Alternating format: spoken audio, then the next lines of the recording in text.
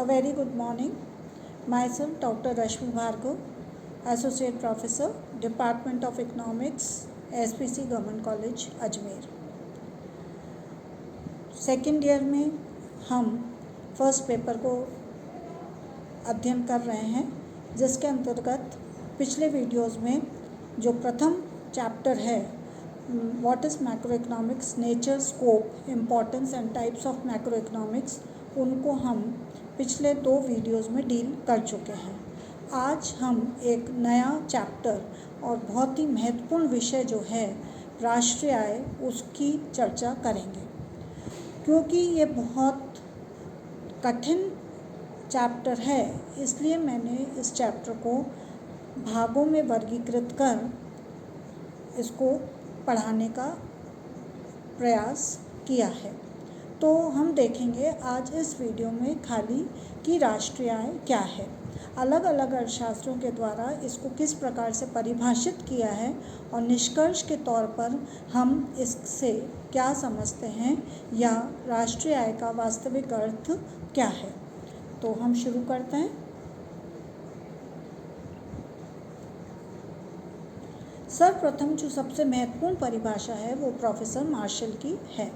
Professor martial ने जो परिभाषित किया है राष्ट्रीय आय को, वो उत्पादन के दृष्टिकोण से किया है और वो कहते हैं कि एक देश के जो श्रम और पूंजी है, जो उत्पादन के साधन हैं, जब वो प्राकृतिक संसाधनों के साथ उनका समावेश होता है या उनके साथ जुड़कर जब उत्पादन किया जाता है और उस उत्पादन को, मतलब उत्पादन यानी कि उसमें वस्तु और सेवाएं दोनों शामिल हैं, और वार्षिक जो उत्पादन होता है जब उसको मुद्रा के रूप में मापा जाता है तो वो राष्ट्रीय आय या नेशनल डिविडेंड कहलाता है या उस देश का रेवेन्यू कहलाता है। तो इस प्रकार से हम कह सकते हैं कि जो प्रोफेसर मार्शल की बहुचर्चित परिभाषा है उसके अनुसार राष्ट्रीय आय उत्पादन दृष्टिकोण से परिभाषित है और सभी एक वर्ष में एक देश में जो सभी साधनों को लगाने से जो कुल उत्पादन होता है और उसको बाजार मूल्य पर जब हम मापते हैं तो वो राष्ट्रीय आय कहलाती है। इसके बाद प्रोफेसर पीगू ने इसको परिभाषित किया है और इसमें उन्होंने बताया है कि जो कुल उत्पादन है एक वर्ष में जो मुद्रा के रूप में मापा गया है, उसमें यदि आय विदेशों से प्राप्त शुद्ध आय को जोड़ दिया जाए तो वो राष्ट्रीय आय कहलाएगी। National income is the part of the objective income of the community including of course income derived from abroad which can be measured in terms of money. तो इस तरह से हम देखते हैं इनका दृष्टिकोण। और उसके बाद फिशर की बहुचर्चित परिभाषा, जिन्होंने उपभोग के दृष्टिकोण से राष्ट्रीय आय को परिभाषित करने का प्रयास किया है, उन्होंने कहा कि एक वर्ष में एक देश में जो अंतिम वस्तु और सेवाएं जो उपभोग होती हैं या उपभोक्ता को प्राप्त होती हैं, चाहे वो मटेरियल एनवायरनमेंट हो चाहे ह्यूमन एनवायरनमेंट हो, उसको राष्ट्रीय आय की संज्ञा दी जाती है। तो जबकि कीन्स ने इसको थोड़ा सा, इनका जो परिभाषा है वो पूर्व परिभाषाओं से थोड़ी सी विचलित है, अलग है, और उन्होंने राष्ट्रीय आय को 3 दृष्टिकोण बताए हैं जिसके द्वारा राष्ट्रीय आय को मापा जा सकता है। एक तो आय विधि, उपभोग विधि और उत्पादन विधि। इसके बाद निष्कर्ष के तौर पर हम देख सकते हैं कि जो उत्पादन है वो ही आय है और जो आय है वो ही उपभोग है। दूसरे शब्दों में national production, net national production या GNP, gross national production is equal to gross national income, gross national income is equal to gross national expenditure. तो इस प्रकार से जो उत्पादन होगा उतनी ही आय होगी और जितनी आय होगी उतना ही उपभोग होगा। और उत्पादन जो है वो सभी जो 5 प्रमुख उत्पादन के साधन हैं, श्रम, पूंजी, संगठन और भूमि, इन सब के प्रयोग करके संयोग से उत्पादन किया जाता है और बदले में भूमि को